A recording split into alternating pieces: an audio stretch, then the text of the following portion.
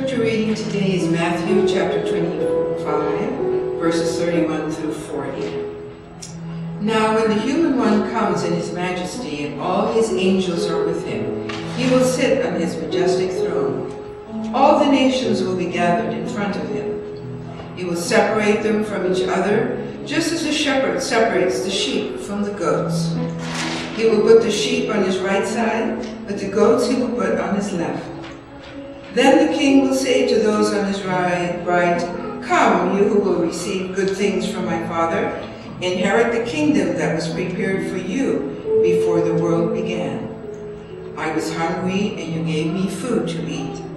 I was thirsty, and you gave me drink. I was a stranger, and you welcomed me. I was naked, and you gave me clothes to wear. I was sick, and you took care of me.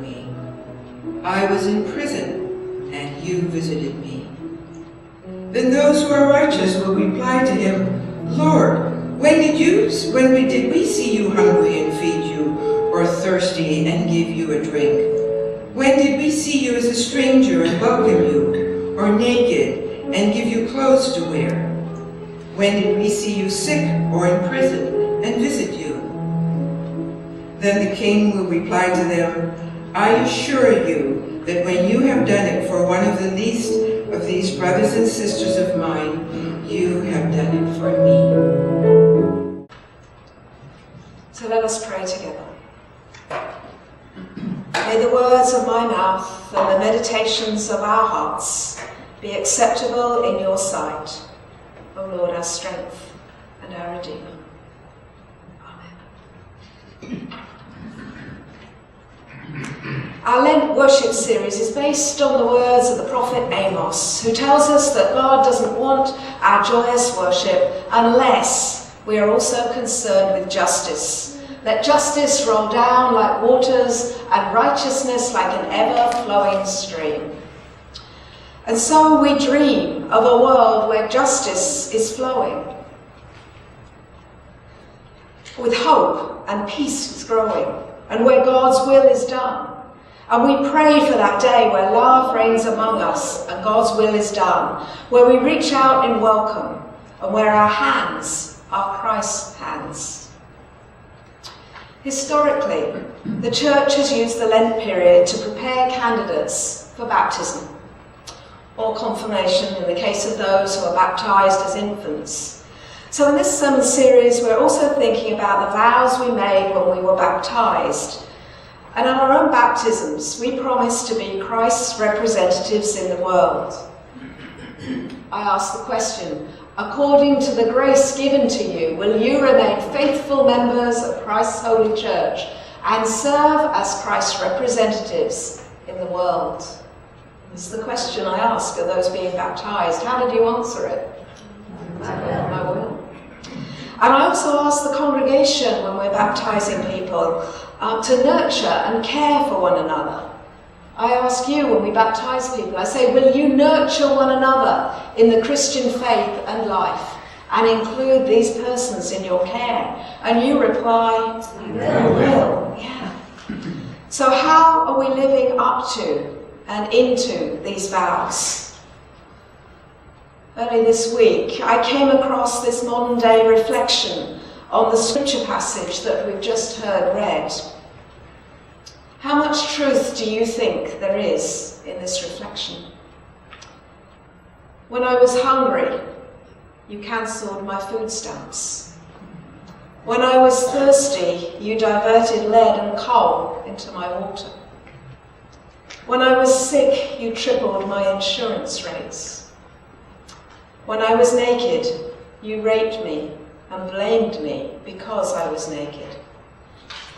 When I was in prison, you enslaved me to corporations. When I was a stranger with brown skin, you deported me.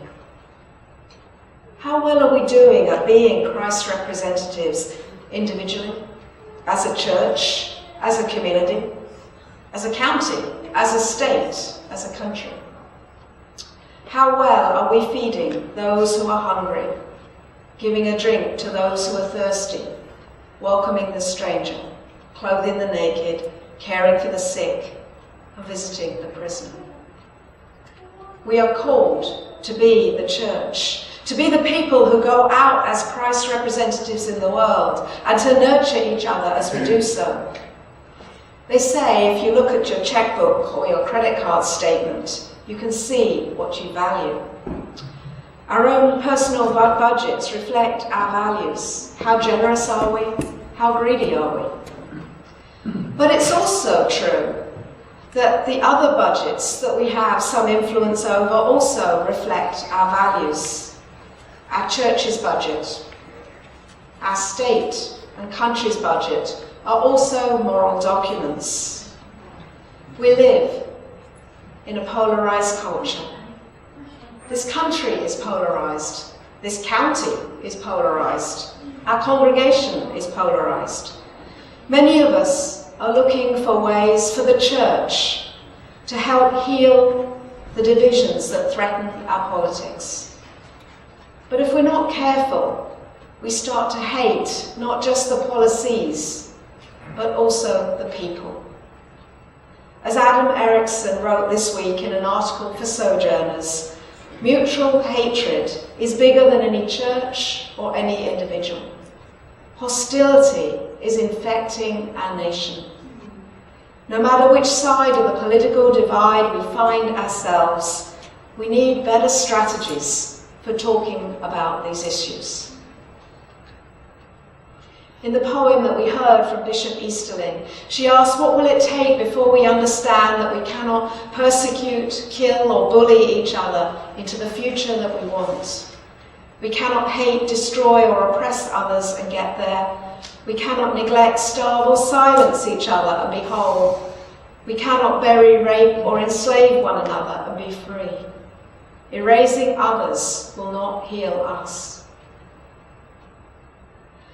Yesterday, our Congressional District 1 representative, Doug LaMalfa, conducted a town hall meeting in Grass Valley.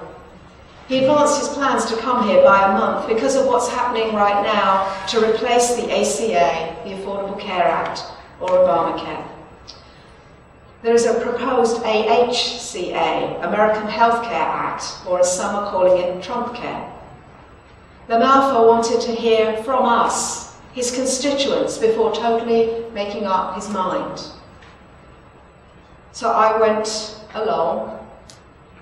The line to get in stretched about a quarter of a mile, but everyone got in, all about 1,500 people. He talked a little bit about his faith and the biblical values of loving one another. And he listened to constituents talking about many issues, but especially to those who had benefited from the ACA and to the 50 to 65-year-olds and others who are concerned that the proposed AHCA will dramatically increase their premiums, and those concerned by the Congressional Budget Office's statement that up to 24 million people will lose coverage under the AHCA. It was a fairly hostile crowd for him, but for the most part respectful. Green and red cards showed if you agreed or not with the point being made, either by those asking the questions or by his response.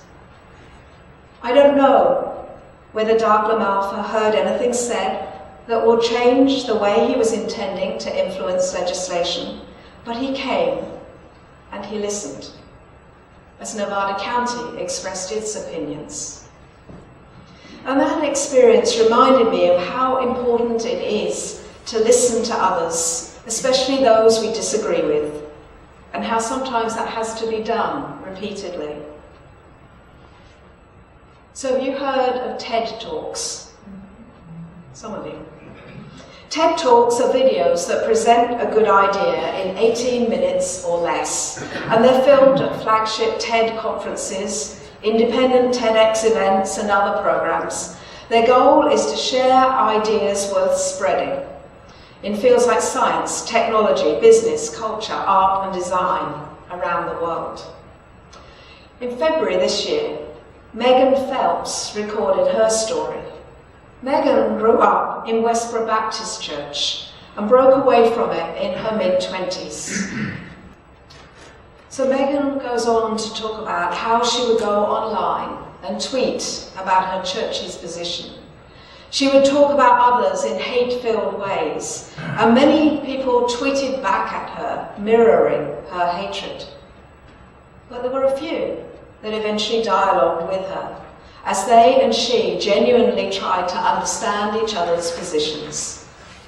Some of those would then come out to the picket lines and seek her out in person.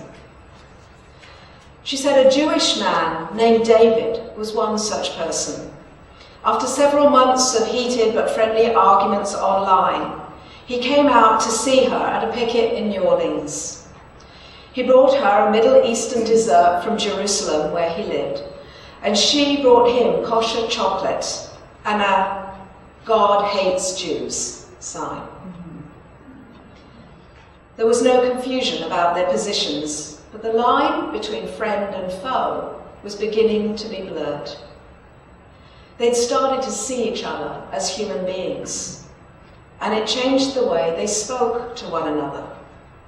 It took time, but eventually those conversations planted the seeds of doubt in Megan. She gradually began to notice the inconsistencies in her church's position. She said, "The truth is that the care shown to me by these strangers on the internet was itself a contradiction. It was growing evidence that people on the other side were not the demons that I'd been led to believe. And these realizations were life-altering." So the shifts in her perspectives gently eroded the trust she had in her church, and she left. And she said that the forgiveness and the benefit of doubt that she was given as she rebuilt her life and started to make amends still amaze her. And she goes on to say, "I can't help but see in our public discourse so many of the same destructive impulses that ruled my former church. We celebrate tolerance and diversity more than at any other time in memory, and still we grow more and more divided. We want good things: justice, equality, freedom, dignity, prosperity. But the path we've chosen looks so much like the one I walked away from 4 years ago. I remember this path. It will not take us where we want to go. What gives me hope is that we can do something about this. The good news is that it's simple, and the bad news is that it's hard. We have to talk and listen to people we disagree with." Megan explains 4 ways that her Twitter friends made a difference to her. She says, "Don't assume bad intent. People hold their positions genuinely and have good reasons to believe them, so assume that they're coming from a place of good intent. Ask questions as opposed to accusing them, questions that help people know that they have been heard. Quite often, this is all that people want, to know that they have been heard. Stay calm. Refuse to escalate the situation. Break the atmosphere by telling a joke or something, and then pause for a time and come back at it later when you're ready. And yes, make the argument. Sometimes we assume that the value of our position is self-obvious, self-evident. Tell them why you've come to the conclusions that you have, and help them to see the world in a different way. That was Megan's advice. Of course, there are no guarantees that people will change, but Megan and her friends offer us hope that people can change. And isn't that what our faith tells us too? Megan changed because she felt that people genuinely cared about her. Remember that baptismal vow of nurturing one another? Love is still the most transformative power in the world. I was really touched this week by the story of 2 Texas congressmen, Beto O'Rourke, a Democrat, and Will Hurd, a Republican. They got themselves stranded in San Antonio in Texas after their flight was cancelled because of a snowstorm. They both wanted to get back to Washington, D.C. for a vote. So O'Rourke suggested that they rent a car together and drive the 1,600 miles. The trip turned into an extended town hall via Facebook and a call-in radio show. They said that they weren't particularly close at the outset of their long journey, but spending so long in a car talking about everything from policy issues to their families to donuts quickly helped bridge the awkward divides. By the end of the trip, the two were talking about having Thanksgiving together. And they said, we've learned that we can work together on a lot more issues than we have been doing. Wow. And they pulled in front of the Capitol steps with about 30 minutes to spare before the voting began. If they can bridge the gap and talk to each other, there is hope that the rest of us can.